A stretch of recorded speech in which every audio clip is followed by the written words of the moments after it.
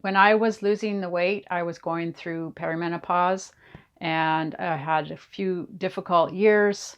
And some people will say, well, menopause makes you gain weight. I'm not sure if that's true on its own. I knew that I had the eating disorders. I had an addiction to sugar and carbs that was almost, my whole life. So I knew I had to deal with those things, whether I could blame the menopause and the hormone going crazy.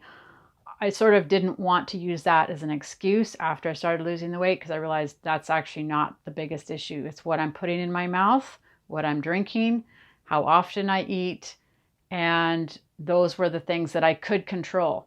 So I can't control what's going on in my genetics the same way I can control, what am I drinking today? So I'm going to be drinking the club soda instead of drinking the pop. I'm going to be having, coffee with cream instead of coffee with cream and sugar. So slowly changing some of my habits that I'd had in the past. And those things I can control. I can't always control what hormones are going to go on. Now, after I lost the 80 pounds that next spring, because I'd had several years with difficult time with my periods, long periods, difficult, heavy periods, and hemorrhaging kind of thing. Then I actually had some biopsies. They found some precancerous cells. I had a full hysterectomy in April of this year. And because they did find some tumors and they found some cancer, then I can't even be on hormone replacement therapy. So it's been 6 months.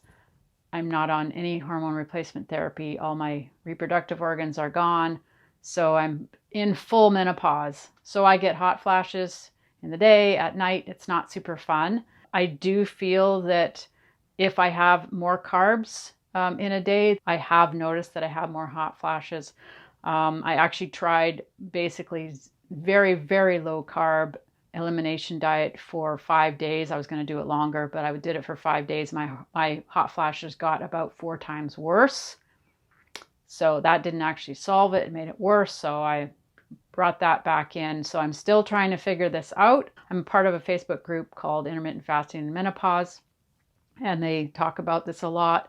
And honestly, everybody has a different body. We have a lot in common, but we also have different body, genetics, environment, the environment we grew up with. And so everyone's got to figure this out for themselves to some degree, taking the scientific studies, taking anecdotal studies or anecdotal stories from other people, putting it together and finding your own, what will work best for you.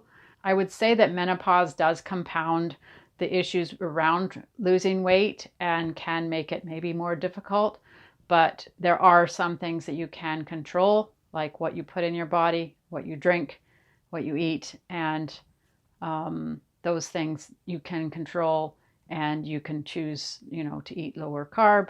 You can choose to not eat 10 times a day and do the intermittent fasting. And I believe you'll have success the way I had success.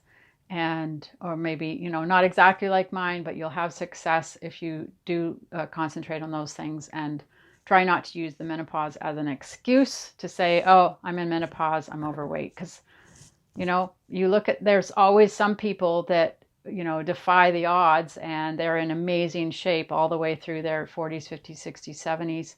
And, do they have better genetics?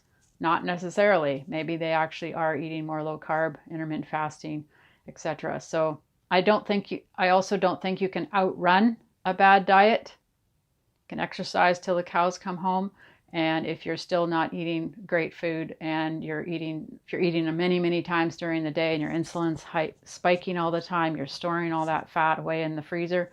So losing weight during menopause is a challenge that men don't have to face, but hey, we're a strong group of people, us women here. And I think that if I had gone through menopause all the way through and then was losing the weight, it'd probably still be just as hard because the root of my weight loss and the way I actually succeeded was dealing with the sugar and carb addiction ultimately.